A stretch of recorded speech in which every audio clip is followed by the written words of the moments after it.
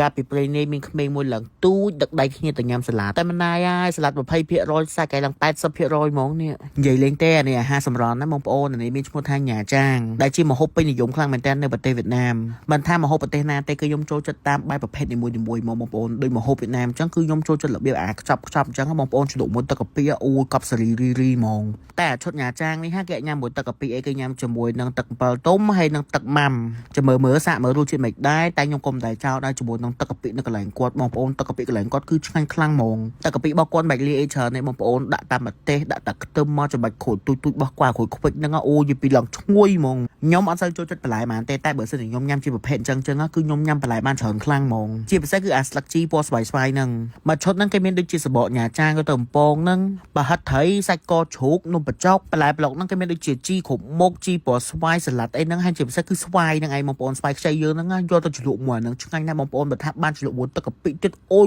កប់ខ្លាំងហ្មងអូយហ៊ាននិយាយចឹងហ្មងតែបើ original taste ហ្មងគេញ៉ាំវាជាមួយនឹងទឹកម៉ាំហើយនឹងទឹកអំពិលទុំលាយគ្រឿងរបស់គាត់ហ្នឹងអាហ្នឹងក៏រសជាតិវាឆ្ងាញ់បែបម្យ៉ាងដែរបើមកឈុតនេះវិញគេហៅថាស្លឹកកភ្លូហូមសាច់គោអាហ្នឹងគេញ៉ាំវាជាមួយនឹងសបកបាញ់ប្រាំងដូចបងប្អូនឃើញចឹងបន្លែគឺថាមានគ្រប់មុខបែបនេះហើយហ្នឹងគេអត់មាននំបញ្ចុកទេគេញ៉ាំវាជាមួយនឹងបាញ់ហយគេមានម្នាស់មានអីអូឆ្ងាញ់ណាស់បងប្អូនអើយហើយបើអាសាច់គោហូមកភ្លូគេនេះវិញអូយស្ដាច់ជាតិហ្មងនិយាយមែនជ្រលក់មួយទឹកកាពិហ្នឹងទឹកគឺថាអូចាប់ជាតិគ្នាខ្លាំងឲ្យតែជាលក្ខណៈហូមបន្លែហូមសាច់ហ្នឹងគឺខ្ញុំញ៉ាំបានច្រើនណាស់បងប្អូនសំខាន់អាស្លឹកកភ្លូគេនេះឡើងឈ្ងុយបើបានទៅកុំភ្លេចសាកជាមួយនឹងបបបាញ់កាញ់ជើងជ្រូករបស់គាត់នេះបងប្អូនហើយមិនត្រឹមតែតំណងហើយឆ្ងាញ់ទៀតជាពិសេសទឹកស៊ុបគាត់ហ្នឹងគឺមានជាតិខ្លាំងណាស់តែបើសាច់បាញ់កាញ់គាត់នេះស្តៀងលតបងប្អូនថាដូចជាលតច្រើនជាងនេះតែអូយសាច់គាត់ក្នុងហ្នឹងគឺមួយចាននេះគឺថតឡើងបឹបហ្មង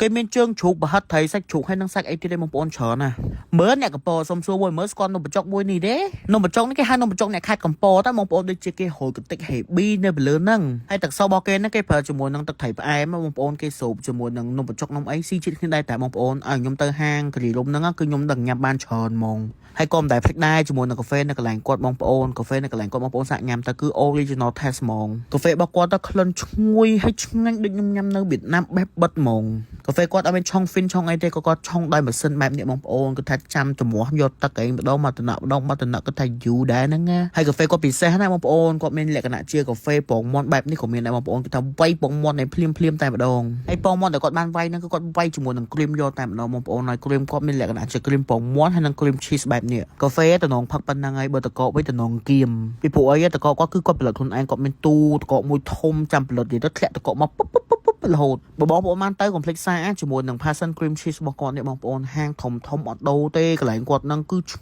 ងាញ់ហ្មងហើយដែលលឺឲ្យបងប្អូនកាហ្វេអំបិលកន្លែងគាត់ហ្នឹងក៏មានដែរលក្ខណៈថាកាហ្វេអំបិល original taste from Vietnam ហ្មងអាខាងក្រោមហ្នឹងកាហ្វេដោះគោទៅអាខាងលើហ្នឹង cream ទៅហើយគេមានរយអំបិលអំបិលហ្នឹងនឹងអំបិលអីបងប្អូនពណ៌វារបៀបពណ៌យ៉ាង brown ហើយបាននេះវិញគេហៅកាហ្វេពងមាន់បងប្អូនពងមាន់ក៏អត់មានដាក់មួយចូលនៅក្នុងកាហ្វេទេគឺគាត់វាយជាមួយនឹង cream ស្ងាត់កាហ្វេគាត់រៀងខ្លាំងតិចបើបងប្អូនចូលចិត្តកាហ្វេរៀងក្រាស់ដិតអីទៅកន្លែងគាត់ទៅ Passion Cream Cheese នេះបងប្អូនញ៉ាំអស់ហើយបានតែឃើញចង់ថតនេះតែសុំចិត្តឲ្យបងប្អូនខ្ញុំអត់សូវចេះញ៉ាំកាហ្វេមែនតែខ្ញុំដឹងរសជាតិកាហ្វេបងកាហ្វេរបស់គាត់របៀបថាឈ្ងុយជាប់ក្លិនជាប់ច្រមុះជាប់មាត់ហ្មងហើយជាពិសេសហ្នឹងឈ្ងុយអាលា cream ផងឈ្ងុយពងមាន់ទៀតនិយាយទៅអូបង្កើតចូលគ្នាហ្មងចាំមើលស្ដាប់ស្ដីបងខ្ញុំនិយាយជឿមិនមែនទេអាក្រុមកាហ្វេឈ្ងុយហើយដិតហើយរៀងផ្អែមតិចដល់ពេលនេះប្រៃដល់ពេលវាហូរមកមួយគ្នាចូលគ្នាឆ្ងាញ់ហ្នឹងគេហៅស្អីគេកាហ្វេអំបិលអូ